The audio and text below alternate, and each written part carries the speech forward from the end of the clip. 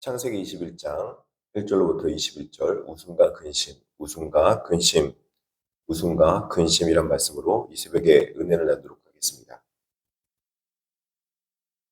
우리 인생은 마치 시실과 날실이 교차하듯이 웃음과 근심이 엮여서 만들어집니다.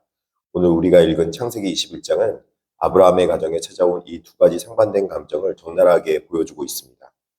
한편 백세에 얻은 아들로 인한 터질 듯한 웃음이 있고, 다른 한편에서는 형제 간의 갈등과 생이별을 해야 하는 아픔에서 오는 깊은 근심이 있습니다.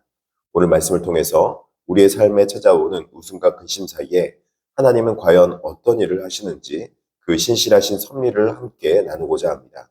첫 번째는 약속대로 행하시는 하나님을 볼 수 있습니다. 1절부터 7절입니다. 본문 1절은 매우 중요한 표현으로 시작하고 있습니다. 여호와께서 말씀하신 대로 사라를 돌보셨고 여호와께서 말씀하신 대로 사라에게 행하셨으므로, 이렇게 말씀하고 있습니다. 성경은 하나님이 말씀하신 대로 행하셨음을 두 번이나 강조하고 있습니다. 인간의 생물학적 시간표로는 불가능한 때에 하나님은 당신의 약속을 정확히 이행하시는 분이셨습니다. 그 결과 태어난 아들의 이름이 바로 이삭입니다. 히브리어로 여러분이 알고 있듯이 이삭은 그가 웃다라는 뜻을 가지고 있습니다. 이 이름은 어근이 단순히 미소 짓는 것이 아니라 소리를 내어 크게 웃는 것에서 의미한 것이 바로 이삭입니다.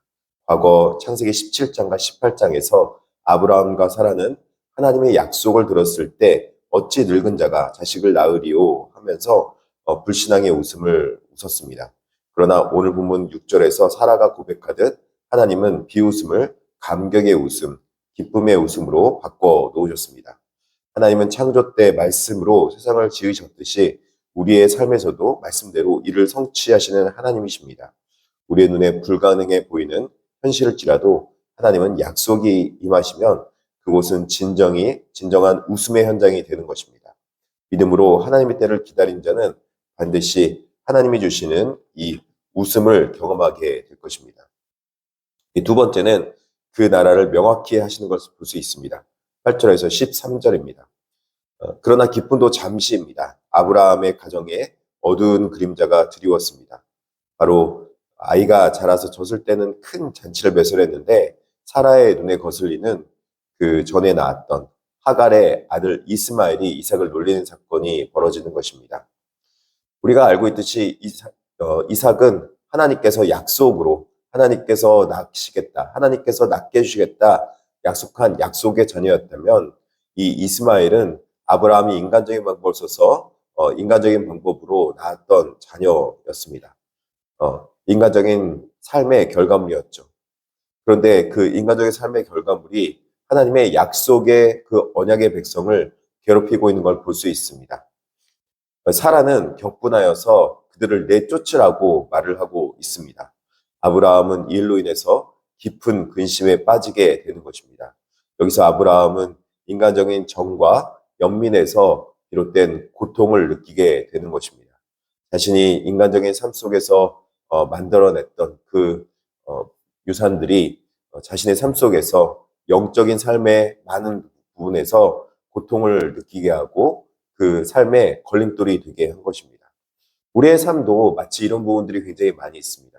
우리가 여러 가지 선택을 하는 데 있어서 때로는 인간적인 방법을 선택하기도 해야 했던, 또 선택했던 그 모든 부분들이 하나님 앞에 나와서 약속의 삶으로 살아갈 때 우리의 삶의 뒷발목을 잡는 듯한 그런 어려움을 겪게 만드는 것입니다. 우리 인생의 죄악들이 우리의 삶을 붙잡고 있는 것입니다. 이것 통해서 하나님 나라의 원리를 세워가는 과정을 아브라함은 배웠을 것입니다. 하나님 나라는 인간적인 방법이나 육체의 노력으로 세워진 것이 절대 아닙니다. 오직 하나님의 약속으로 하나님의 계획 안에서 하나님의 뜻을 이루어갈 때 그 모든 것들이 이루어지고 성취된다는 것을 말씀해주고 있는 것입니다. 우리 삶에도 인간의 관계의 갈등이나 상실로 인해서 근심이 찾아올 때 하나님께서는 우리의 근심과 아픔과 모든 것들을 도구 삼아서 하나님의 약속의 백성으로 살아갈 수 있도록 우리를 이끌어가고 있는 것입니다. 인간적인 방법으로 우리가 그 문제를 해결을 했을 때 오히려 더 큰 어려움에 빠지게 된다는 것이죠. 네, 자비하신 열방의 하나님의 모습을 또 14절에서 21절에 보여주고 있습니다. 아브라함은 일찍 떡과 물 한 가죽 부대를 주어서 하갈과 이스마엘을 내보냅니다. 광야로 쫓겨난 모자는 물이 떨어져 죽음의 위기에 처할 상황이었습니다. 자식을 참아볼 수 없어 화살 한바탕 거리만큼 떨어져서 통곡하는 하갈의 모습을 오늘 본문은 보여주고 있습니다. 바로 그때 반전이 일어납니다. 17절에 하나님이 그 어린아이의 소리를 들으셨으므로 이렇게 기록합니다. 이스마엘의 이름이 무엇입니까? 이슈마엘, 즉 하나님이 들으신다라는 그 뜻을 가지고 있습니다. 하나님은 약속의 자녀 이삭을 선택하셨지만 육신의 자녀로 나온 이스마엘도 하나님께서는 외면하지 않으시고 그를 긍휼히 여기셨습니다. 하나님은 하갈의 눈을 밝혀 샘물을 보게 하시며 여기서 보다라는 히브리어 라를 통해서 근심이 때문에 가려져 있던 하나님의 은혜, 하나님께서 눈을 열어주신 것을 비로소 발견하게 되는 것이죠. 하나님은 아브라함의 하나님뿐만 아니라 버림받은 여인 하갈의 하나님이기도 하심을 말씀해 주고 있습니다. 광야에서 죽어가는 소년의 하나님이십니다. 하나님은 긍휼히 여기시며 긍휼히 여길 자를 찾고 계신다는 것입니다.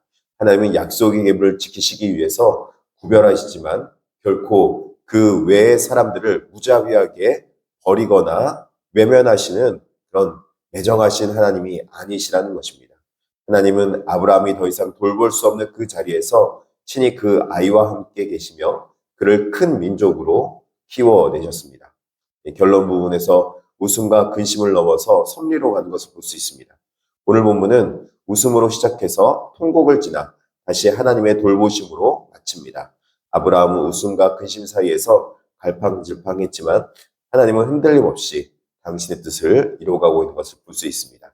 하나님은 말씀대로 우리에게 웃음을 주시는 신실하신 분이십니다.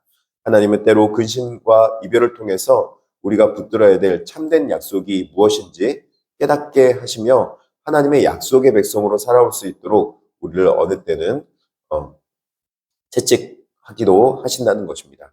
그러나 그 모든 과정 가운데 하나님은 사랑으로 인도하시고 사랑으로 모든 상황들을 바꾸어 가시며 변화시켰습니다. 작은 신음소리를 들으시며 길을 여시는 자비의 하나님이시라는 것입니다. 오늘 여러분의 삶에 이삭과 같은 기쁨이 있습니까? 겸손히 하나님께 영광 돌리며 하나님께 나아올 수 있기를 진심으로 축복합니다. 혹시 이스마엘을 떠나보내는 것과 같은 근심의 아픔이 있을지라도 눈을 들어서 하나님을 바라보면 하나님께서 여러분의 눈을 밝혀서 예비하신 샘물을 보게 하시며 우리의 모든 상황을 합력하여 선으로 이끄시는 하나님의 은혜의 길을 보게 될 줄 믿습니다. 그래서 하나님께서 사랑하심이 얼마나 풍성하신지 오늘 또 어떤 상황에서든지 웃음을 통해서 때로는 근심을 통해서 느끼게 될 것입니다. 그렇게 하나님의 사랑 가운데 거하는 저와 여러분이 되기를 진심으로 축원합니다. 기도하겠습니다. 하나님 아버지, 사라에게 웃음을 주신 것처럼 우리 삶에도 약속의 성취로 인한 기쁨을 허락하여 주옵소서. 때로는 인간적인 근심과 갈등 속에 놓일지라도 그 속에서 일하시는 하나님의 뜻을 발견하게 하여 주시옵소서. 광야 같은 세상에서 우리의 작은 신음에도 귀 기울이시는 주님을 의지하며 오늘 또 믿음으로 걸어가게 하여 주시옵소서. 오늘 또 육신의 아픔과 영적인 힘듦으로 인해서 무엇보다도 재물의 문제로 인해서 근심 걱정하는 백성들에게 주님께서 모든 것에 자비와 은혜를 베풀어 주시옵소서.